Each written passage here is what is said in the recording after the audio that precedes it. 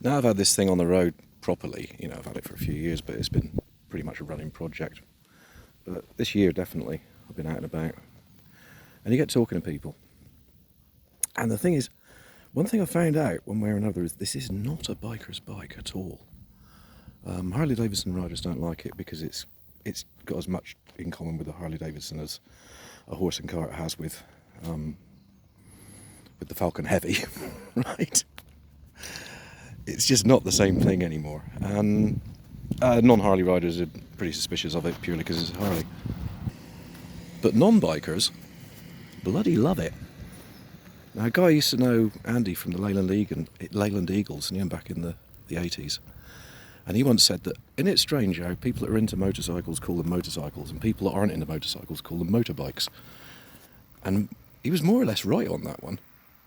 Now, the thing about this one is I can park it up with a load of other motorcycles and I'll end up in a conversation where I'll basically be, defend why you own this thing. That's the subtext of everything.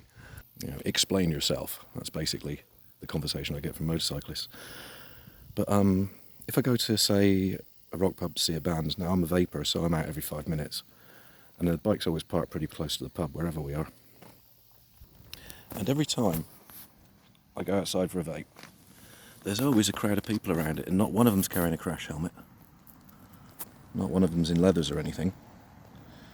And they're crowded around it, and it always reminded me of, like, if you leave a big dog outside a pub, like a St. Bernard or something.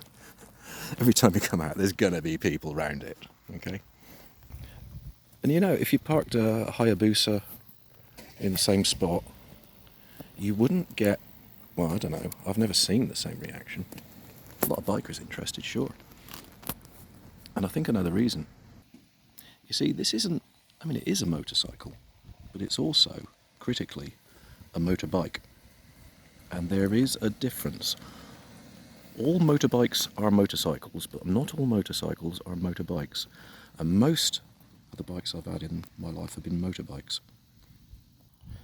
Basically, if you've got a motorbike, bikers won't really get it, but non-bikers will love it.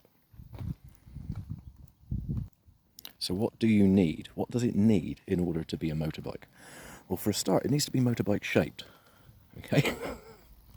Essentially a brick with two wheels. High handlebars optional. Ideally, it'll be an air-cooled twin. It'll definitely be air-cooled, and it will be carbureted. Because the motorbike has all these things. It will also have a kickstart. You can start a motorcycle with a doorbell, but you cannot start a motorbike in any other way than jumping up and down on a big chromy lever. Twin shock suspension. People just expect those to be there.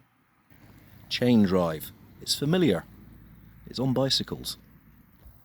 But above all, and the thing that will attract them from far and wide, even though they're not entirely aware of it, the smell.